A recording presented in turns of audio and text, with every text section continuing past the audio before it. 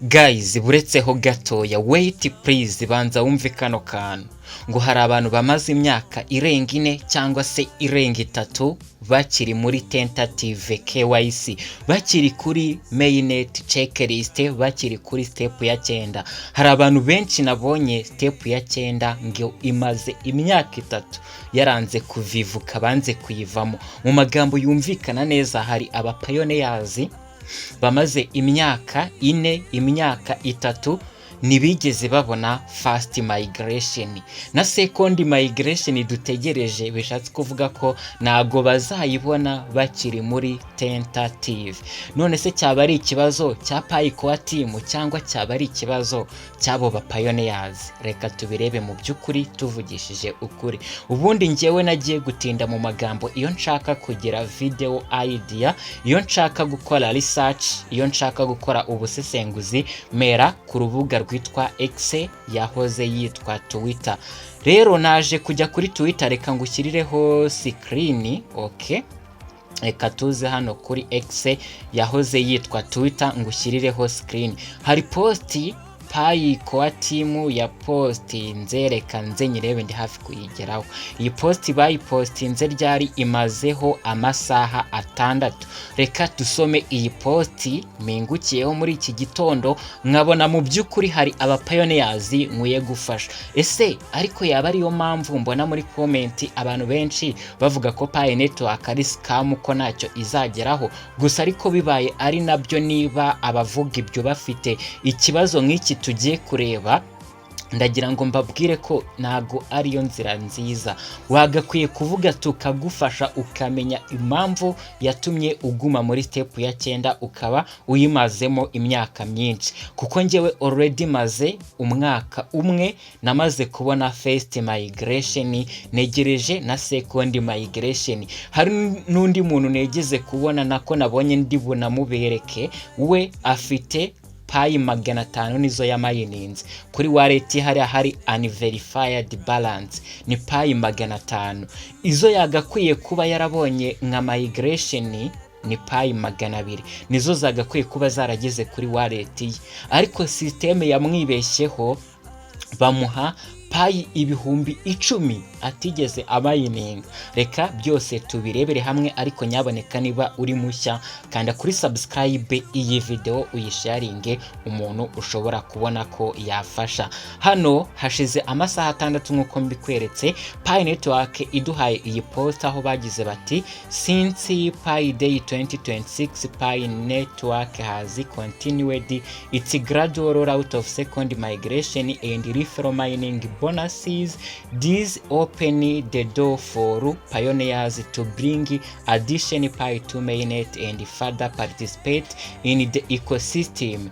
Note that first migration still take priority for the network to complete, and second migration do not impact the rate of first migration. Read more about the second migration. Reka turebe reprise, nicyo kintu rero nshaka kukwereka. Ntabwo dushaka kuvuga ibingibi, wenda turaza no kubigarukaho, ariko twanabisobanuye tugira duti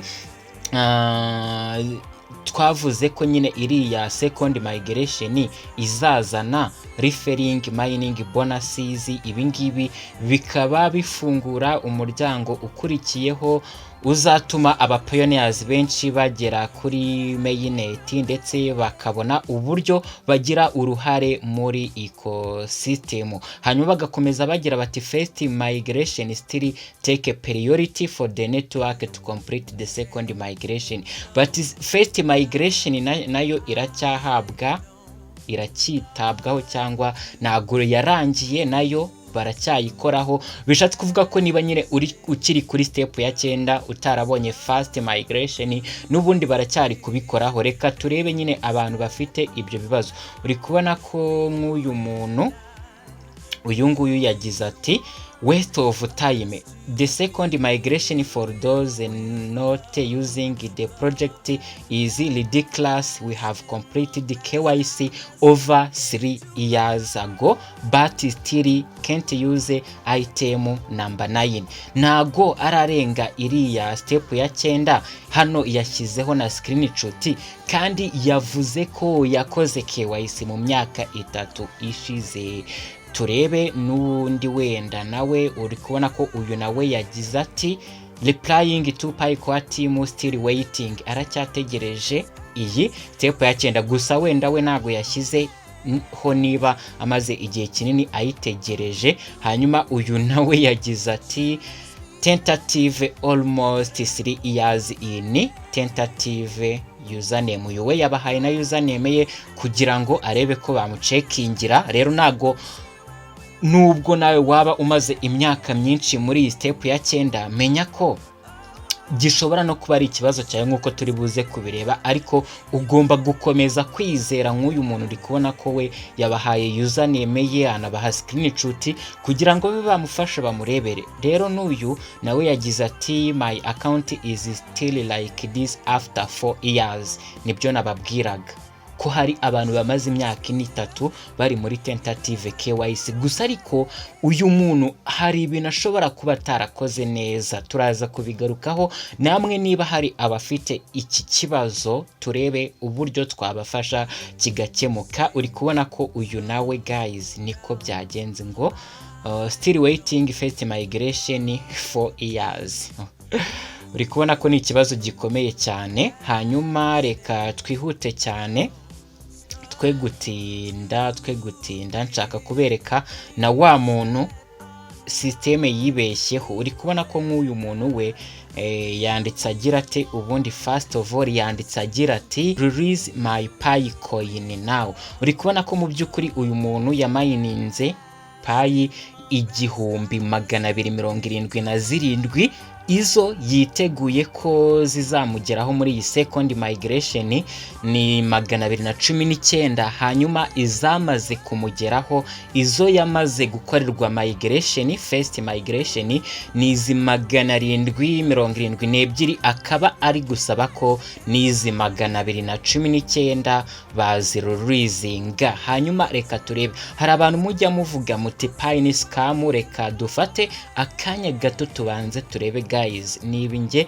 nkunda kubabwira niba uriya muntu tubonye ko hari Pi 776 zamaze kumugeraho, tuzifashe tukazikuba, ashobora kuba yaranazigurishije Pi iri ku madolari 2, dore ko iriya ari first migration. Second migration ategereje ni 219. niba yarazigurishije Pi iri nko ku idolari n'igice, uri kubona ko yabonye amadolari 1168. aya madolari 1168 tuyafashe tukayakubana n'1480 idolari riri kugura maginga ya cyangwa byaguraga icyo gihe, uri kubona ko ni $1,722 n'amafaranga 720. aya ntago ari amafaranga make. Birashoboka ko ushobora kuza already ukamayininga n'izi Pi mu mwaka umwe ukaba uzimayininze.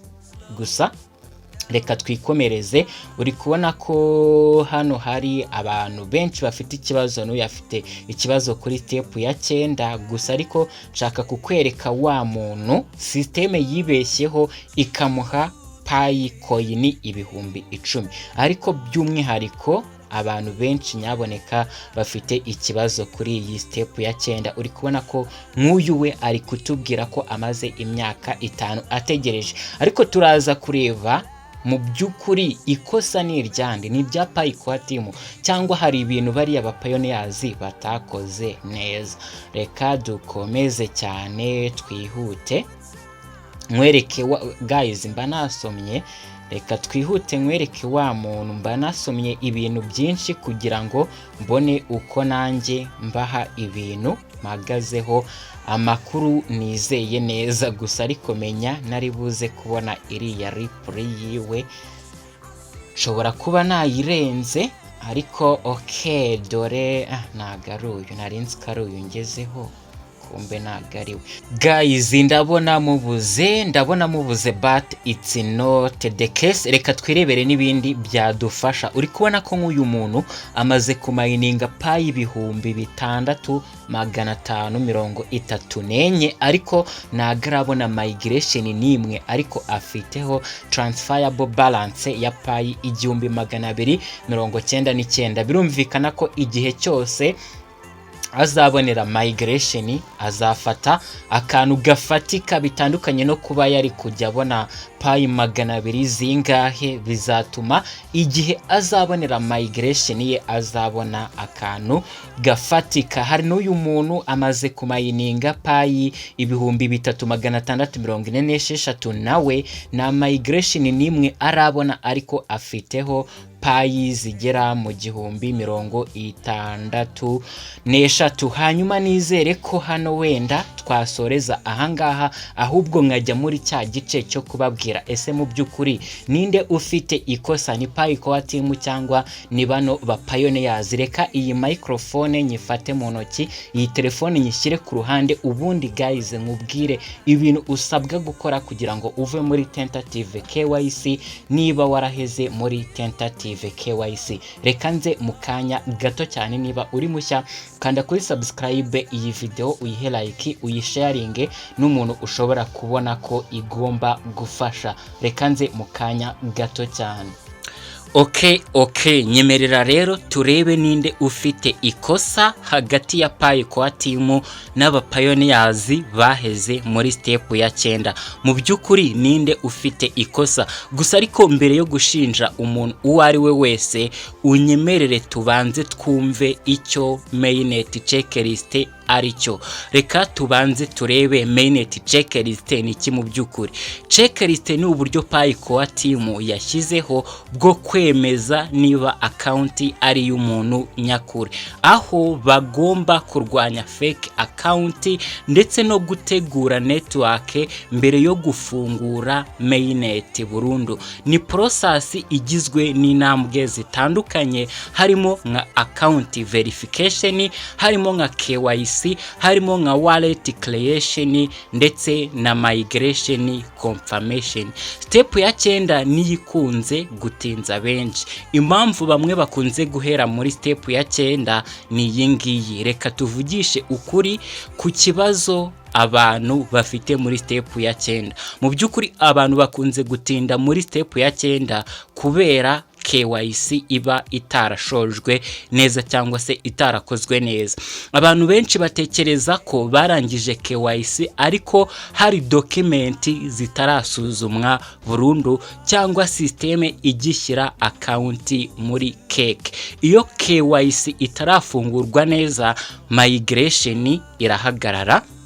Icya kabiri gishobora gutinza abantu muri step ya 9 ni security cycle idahagije. Pi ikoresha consensus ishingiye ku bantu wizera. Iyo security cycle irimo inactive users cyangwa ituzuye neza, systeme ishobora gutinza migration. Ni hano rero ngira ni nyaboneka gerageza utumire abantu babishaka. Ushobora guforcinga umuntu ukamuha link ngo azabona amafaranga, yakora ukwezi kumwe amezi 2 atabona amafaranga kuko utamusobanuye cyangwa watumiye umuntu utabishaka, bigatuma security cycle yawe igaragaramo inactive users benshi, bikaba byakubangamira kuba wabona migration ugatinda muri step ya 9.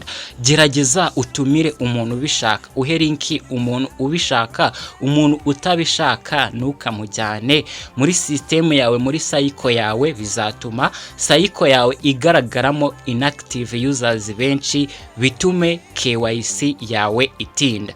Icya gatatu gishobora gutinza abantu muri step ya 9 ni wallet itemejwe neza.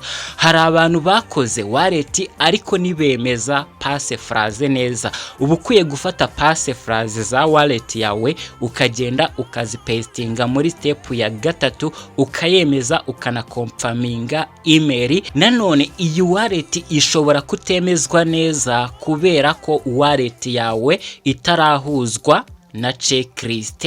Nibyo navuze nyine, uba ugomba gufata passe phrase zawe ukagenda ukazipestinga muri step ya gatatu, kuko systeme nishobora kwimura payi zawe itizeye ownership. Ikindi kintu cya kane gishobora gutuma uhera muri step ya 9 ni network cake. Kandi abantu benshi nago babizi, abantu benshi nago bazi ko migration idakorerwa abantu bose icyarimwe, ahubwo igenda ikorerwa umuntu umwe kuri umwe. Ni nkaho abantu baba bari ku murongo ari wo bise ngo keke, hanyuma buri wese akajya agenda akorerwa migration undi akurikiraho. Bivuze ko ushobora kuba utaragerwaho ariko making sure ko uzagerwaho, ariko kandi ukamenya ko bamwe babonye migration badategereje igihe kirekire, babonye migration kare, ariko abandi baracyategereje, nubwo kandi ibintu byabo bazi ko babikoze neza cyangwa se biri correct. None ikosa ryaba ari iryande mu by'ukuri? Ese ikosa ni rya Pi Core Team? Ikosa nago ari irya Pi Core Team gusa, kuko systeme igomba kubanza kugenzura miliyoni z'abantu kugira ngo irinde scam.